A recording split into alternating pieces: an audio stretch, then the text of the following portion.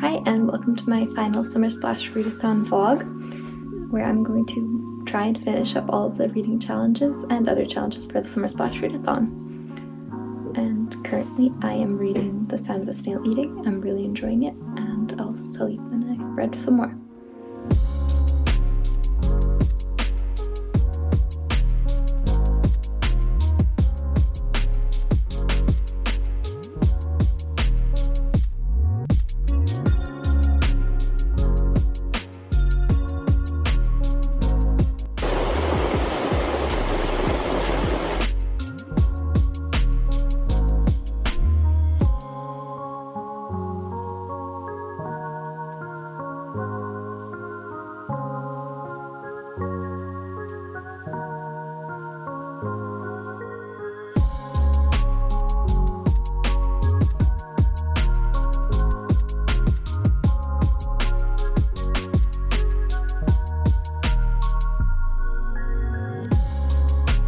Time for a small reading update.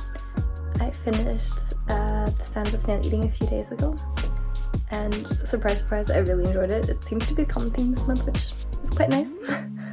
So currently I'm also reading where I'm actually continuing an essay collection I started back around Christmas time. It's a book I'm borrowing from my brother. It's called 101 Essays That Change the Way You Think.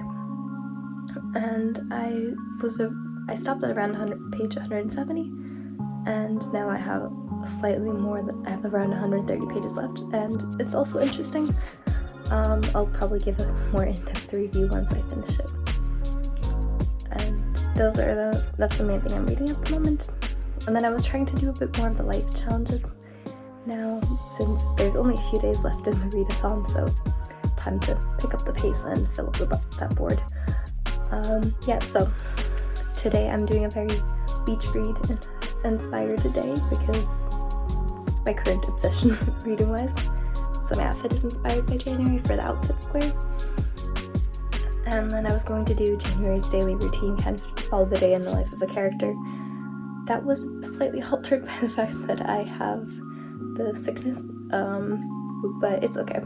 I feel like the chaos that has brought into it, well, not real chaos because I just cancelled everything I was going to do today, but that kind of it embraces January's spirit, and that's nothing ever goes to plan. But I'm trying to kind of at least follow her routine and maybe sit outside with my coffee and do some work now. Because luckily I'm at my parents' house and they're still doing fine, and I get to sit in their garden. So definitely worst ways to spend quarantine.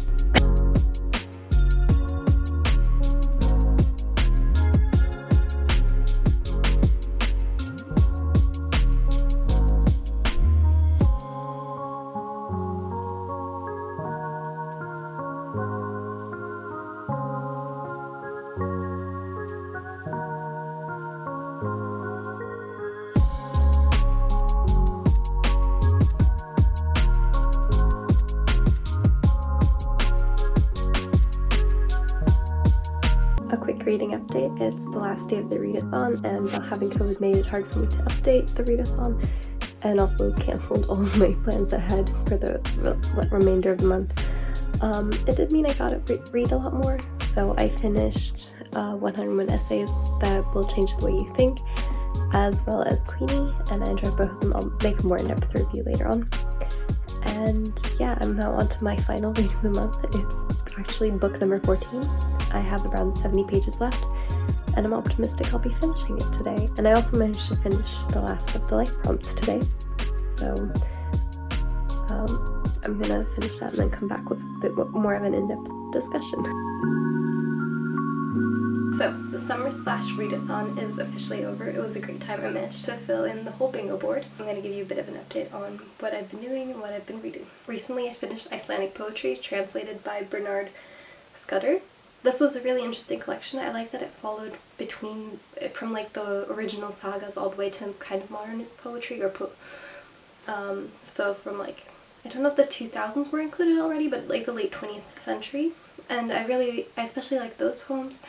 And then the sagas were interesting as well because I didn't really know that much about Icelandic mythology, or Norse mythology I didn't know that much about, so it was nice to get a bit more insight into that. And I think he did a great job translating these as well, and it was really interesting. And since I'm learning Norwegian, it was also interesting to see some connections with some of the Icelandic words and the titles of the poems. So yes, I really enjoyed this one. Then the next book I finished was The Sound of a Snail Eating, and this one was for the Buddy Read Scare because it's actually my mom's book, and I was really excited when she bought it because I've been wanting to read it for a while because I've heard that it's supposed to be really good, and I enjoyed it. It's a memoir of a woman who becomes sick after getting a virus or a bacterial infection and becomes chronically ill due to that.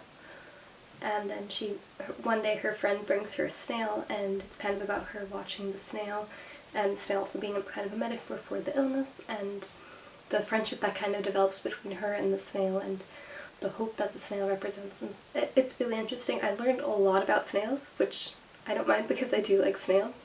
I was hoping to get a bit more insight into her personal memoir, or to experience a bit more about the life of chronic illness, which is part of the reason why my mom and I were reading the book.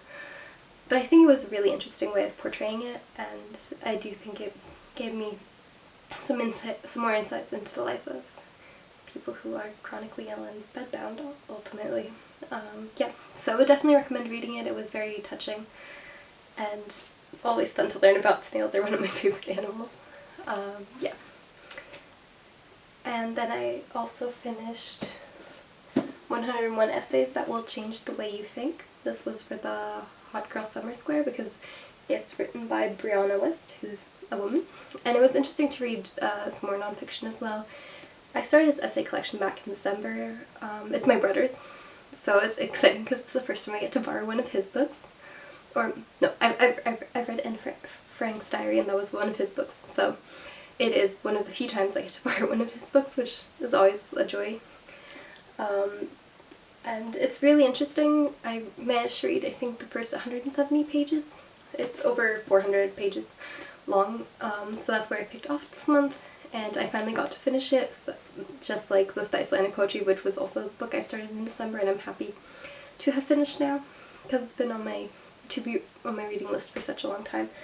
And I really enjoyed it. Some of them felt a bit like BuzzFeed articles, if I'm being honest, but other ones were very insightful, and it definitely gave me a lot to think about. And I think I felt like I was the target audience, because there were a few also specifically for people struggling to find their passion or what they want to do with their life, and kind of to-do lists or like help in your 20s. So it did feel like I was part of the target audience, and I found it reassuring, and it made me think about life and kind of what I want to, and I did take some like photos of passages that I want to revisit in the future, and maybe to do some journaling exercises or something to kind of help me figure out my path a bit more. And it was also really nice because I read a lot of this also while I was sick with COVID, and then it was nice because they are so short, so it helped you stay concentrated, or also when I was reading it when my boyfriend was visiting, so sometimes you just have like a few minutes here and there where you can read, and then this was perfect because then I could read one or two essays and then get back to talking with my family or resting or something. So this was also like format wise and perfect for me this time around, and also in terms of timing it was very fitting for the phase in the life I am currently. So yeah, I really enjoyed it. I do think it might be a bit overhyped, but I'd be interested to check out some of her other work because I know she has one other book that is currently really popular as well that I've seen people talk about a lot on TikTok, so I might check that one out as well, but maybe in a few months' time, because I think I've had, with self-help, I think you shouldn't read too much right after each other. Yeah, so the next book I read was Queenie, and to be honest, at first I was not really enjoying it. I've just heard so many great things about it, so I was like, well, I'm gonna stick it through also because I started. I'm reading this I read it for the Sandcastle Square, which was reading a book about royalty. And while she's not actual royalty, her name is Queenie. So for me that counted because it's also been a book that's been on my TBR list for so long. So I just finally wanted to finish it because I did have the ebook version of it. And at first I was like, should I DNF this? Should I not finish it? I wasn't really sure, but I was also on traveling at the time, so I was like, okay, I'm gonna continue, and then I took a break from it for a bit to focus on some of the physical books I had. But then after I finished most of them, I was like, well, I should finish the ebook, and also it was getting dark, so sometimes it's just more practical to read on my Kindle than a physical book, which is part of the reason why I love my Kindle, because it's just perfect for when it's dark or you're traveling or you need to start and stop real quickly, like at the doctor's office or on public transport. So then I was like, okay, I'm gonna finish it now. And I did, and I actually started enjoying it. So I think I just struggled to connect with the characters, and I also I didn't really like most of the characters. One of my favorite characters is only mentioned in a few scenes, and he's the dad from one of her friends. But he was so wholesome and sweet that he just made me happy, and I think part of the reason I wasn't the biggest fan was because the characters aren't perfect, which obviously is not a flaw of the book. That's a great point. I think it's good to have characters that aren't perfect, that have their flaws, that are dealing with the flaws and maybe making some decisions that they shouldn't be making, and learning from that. And I thought it was really good to portray a character in her mid-20s who seemed like, okay, now I got my life together, and then it all comes crashing down. And I thought that was a very interesting way of phrasing it and having a different coming-of-age story, kind of. And as someone who's only a few years younger than Queenie, I think it was very fitting also for me. So again, I read something that I felt very seen by, and like I'm the target audience. It was really interesting to read about someone of Jamaican heritage, because I don't think that's something I've read about a lot. So it was really nice to have such a diverse set of characters, because her friend group is also people from different classes and ethnicities and stuff like that. And it was also nice because her friend group is quite diverse, so you have a bunch of different perspectives. And then they did have a group chat that they called the Corgis, because she's the queen, and I thought that was a fun play. And I think it was nice that the book incorporated the text messages as well, because sometimes that's just it made it feel like a realistic communication between the friends. So I really enjoyed that part as well. And I think overall I enjoyed it a lot more than I was expecting to. I was gripped to find out what happens in the end. Some parts I kind of predicted, other parts were just nice to learn more and kind of see how life goes. It felt very realistic in a lot of aspects. Not in all, but that's literature for you. You don't want it to be super realistic as well.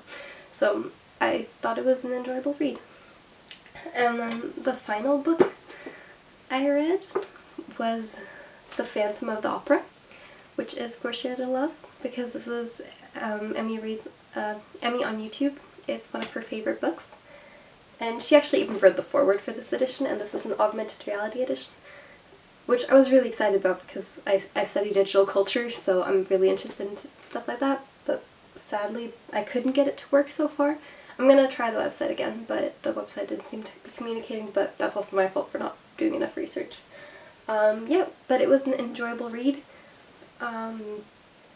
It was very fast-paced. I wasn't expecting it to be fast-paced, which I enjoyed, so I got through it surprisingly quickly.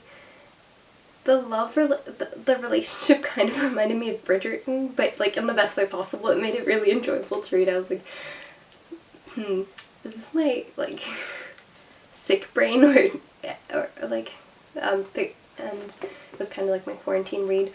So I was like, is this my sick brain, or am I just, is it really like Bridgerton?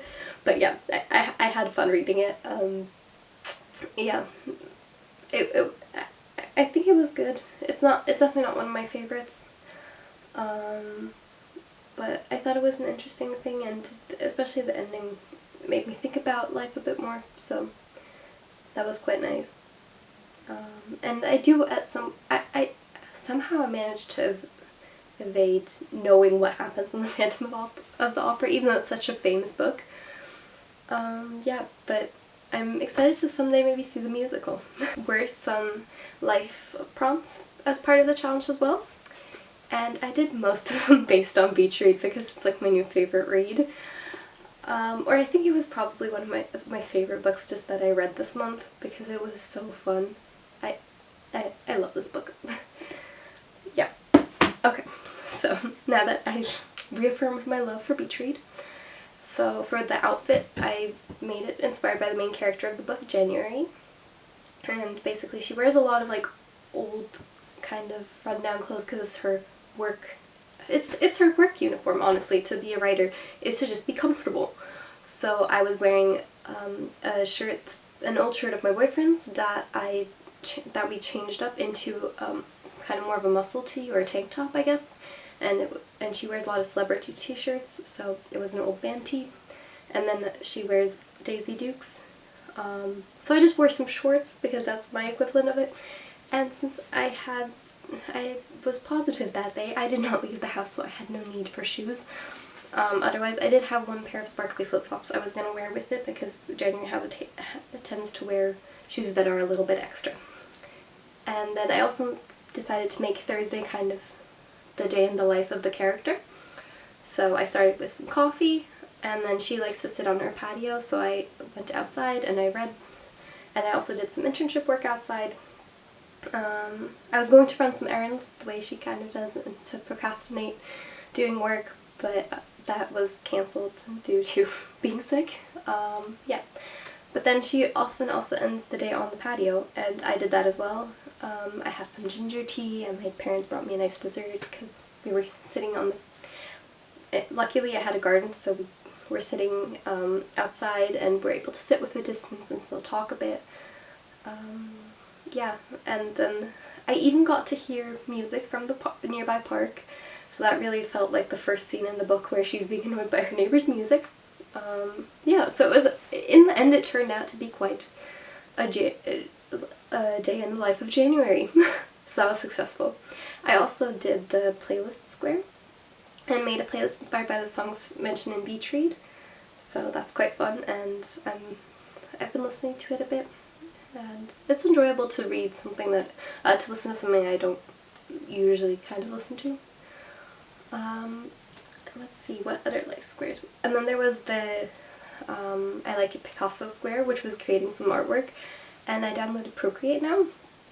So I was kind of playing around with that, and I drew some oranges. I'm not very talented at drawing, but I had fun kind of experimenting with it, and it's inspired by a book I read in June, which is The Orange Girl by Jostein Gardner.